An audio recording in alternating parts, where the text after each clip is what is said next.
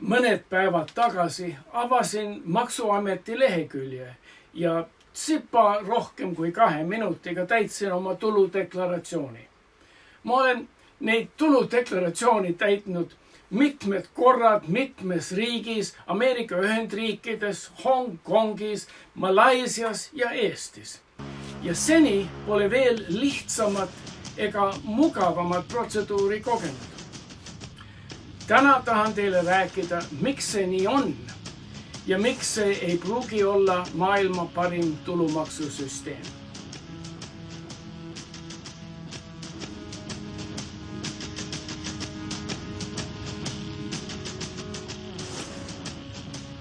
Meie tulumaksusüsteemi aluseks on see, et ajaloolane ja endine peaminister Mart Laar ei teadnud mitte kui midagi majandusest ega maksusüsteemidest. And of course, I didn't know very much about economy. The only book about economy what I have read was Milton Friedman, The Freedom of Choice, and that was the only one. But there was a lot of good ideas therein, and I introduced a big part of those. Kuigi majandus polnud Laari tugev külg, Friedmani raamatust õpitu oli täitsa asjakohane. Ja mina kiitsin otsust, et võttis vastu kindla maksu, milles iga isiku tulumaksuks sai olla 20% sissetulekust. Eriti tähelepanuväärt oli see, et firmade kasum, mida investeeriti firma arendusele, jäi maksuvabaks ja see kiirendas ja leevendas üleminekut turumajandusele. Firmad investeerisid oma kasumit ja sellega lihtsustasid tootmist, laiendasid tegevust ja lõid uusi töökohti. Mina olin üks neist, kes lootis samalaadset käitumist Eesti rikkuritelt. Rikas mees pole ju muu kui vaene mees, kellel on rohkem raha. Küsimus on, kuidas ta oma rahaga käitub. Siin on 2 meest, kes on juba oma 20% sissetulekust loobunud Maksuametile. Elamiskulud on peaaegu võrdsed 2 mehe vahel. Ega rikas mees siis palju rohkem ei söö, kuigi toit võib olla pisut kallim. Vaene mees võib elada lihtsamalt ja seega tarbida vähem elektrit, vett ja nii edasi. Aga võime loota, et elamiskulud on enam-vähem samalaadsed. Oma algatuslikud kulutused on rikkal mehel kindlasti suuremad. Kallimad autod, kallimad mänguasjud, kallimad riided, kallim maja sisustust, kallimad puhkused teevad rikkuse vahe silma paistvad. Siiski, kui need rikkuse vidinad on juba ostetud, siis juurde ostmine ja väljavahetamine ei tohiks olla meeletu. Ja loodetavasti rikkal mehel jääb raha üle. Mida ta sellega teha oskab? Ta võib seda raha panna panga arvele ja pank võib seda edasi laenata teistele. Ta võib raha panustada heategevusele ja minu lootus oli, et Eesti rikkamad investeerivad oma raha Eesti ettevõtetesse. Nad võiksid ju luua uusi ettevõtteid ja töölisi palgata, seega kasvatada Eesti majandust ja pakkuda kaupa ja teenuseid, mida varem pole olnud, ja seega tõsta Eesti elukvaliteeti. Selle väikese näitega rõhutan seda, et vaestel pole suurt raha, mis üle jääb. Rikastel aga küll. Eriti kui tulumaks pole progressiivne, kus rikkamad maksavad suurema protsendi sissetulekust tulumaksuna. Minu arvamus on alati olnud, et riigi kätte peab andma nii vähe kui võimalik, sest valitsejad pole kunagi näidanud, et nemad oskavad majandada raha ega varaga. Näiteid on Eestis palju. Meil on ju olnud sovhoosid, kolhoosid, Hruštšovkad ja ühiselamud. Lähimal ajal on valitsus kinkinud maksumaksjate raha Eesti Energiale, mida Sandor Liive loopis asjata Jordaaniasse ja USAsse. Siis Liive hakkas tulemusteta prügi kokku ostma Soomest ja Rootsist. Toompea totrad rahastasid pankrotist Estonian Airi ja Nordicat.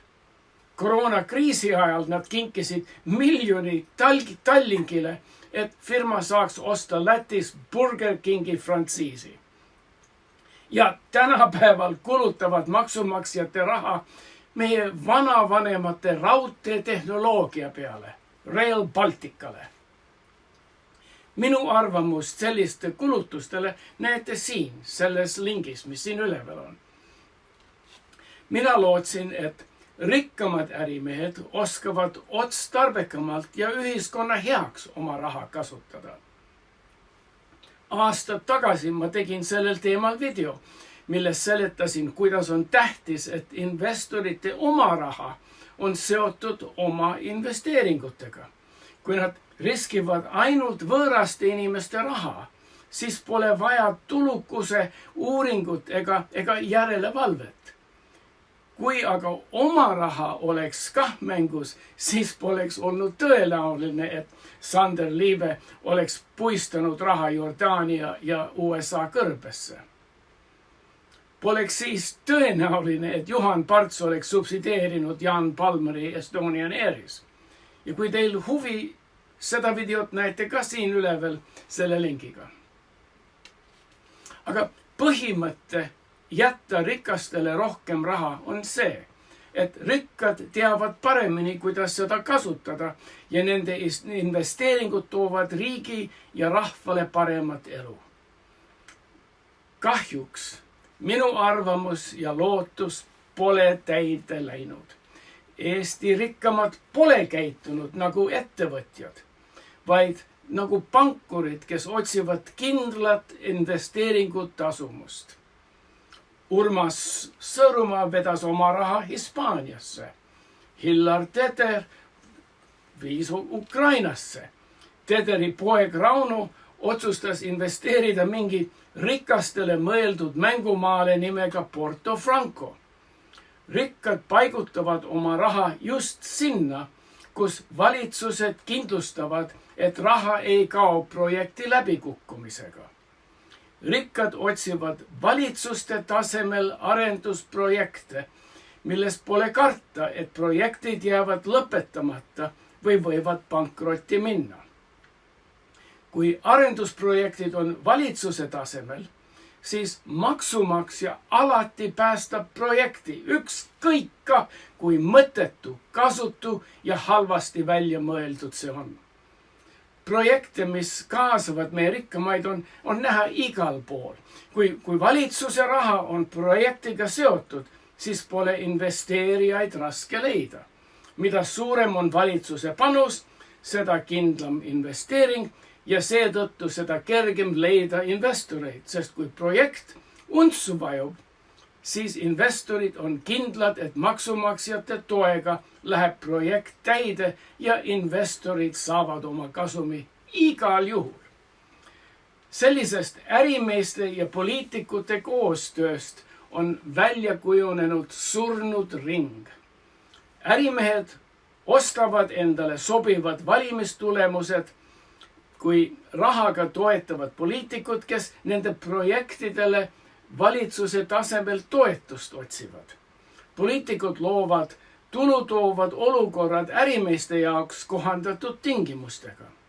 See on kabal ja rahvas ei saa lahti ei korrumpeerunud poliitikutest ega korrumpeerunud eliitärimeestest, sest nad toetavad üksteist.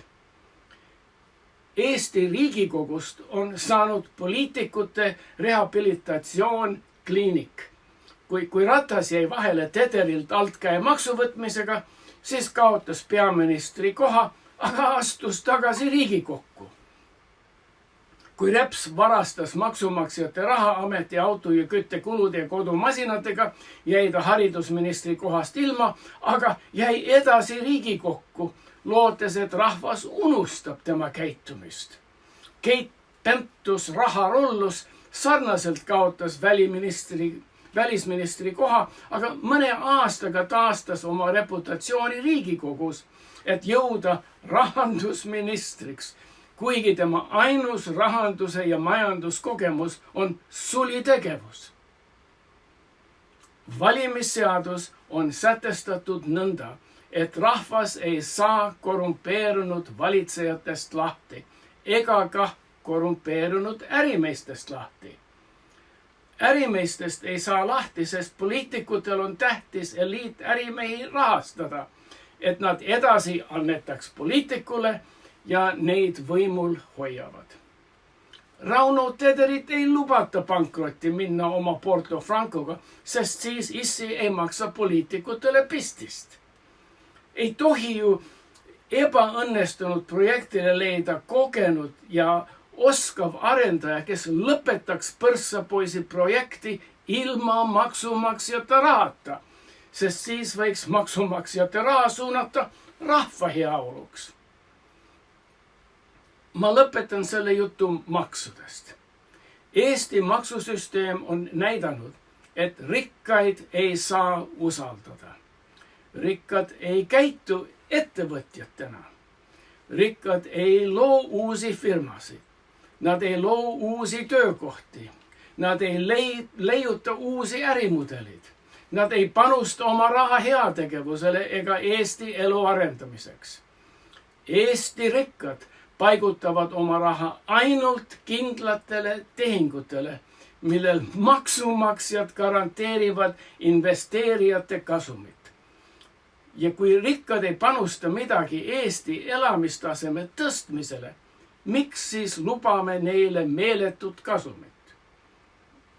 Olen jõudnud arvamusele, et progressiivne tulumaks on mõistlikum ja rikkad peaks maksma suurema protsendi tulust kui vaesed.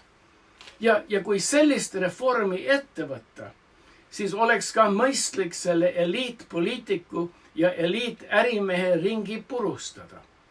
Meie peaksime keelama valimiste tulemuste ostmist. Eliitärimeeste poliitikute rahastamist peaks pidurdama. Altkäemaks on juba keelatud, aga partei ja kandidaatide rahastamine pole käsile võetud. Mina pooldan 100% maksu poliitikute rahastamisele. Kui sina otsustad kinkida €1 poliitikule või parteile, siis maksa ka €1 maksuametile. Ja kui eliitärimees tahab kinkida 100 000 eurot parteile või kandidaadile, siis las tema maksab 100 000 eurot ka maksuametile. Mina toetaks rikkurite maksu, sest rikkad ei aita kaasa rahva heaolule. Maksustame neid nii, et nad seda teevad. Teeme poliitikute toetamise kallimaks, et nende käsi peseb kätt vahekord ei püsi edasi. Kui eliitärimeeste seltskond ei rahasta eliitpoliitikuid, võib-olla loome süsteemi, kus rahvas saab nendest mõlematest lahti.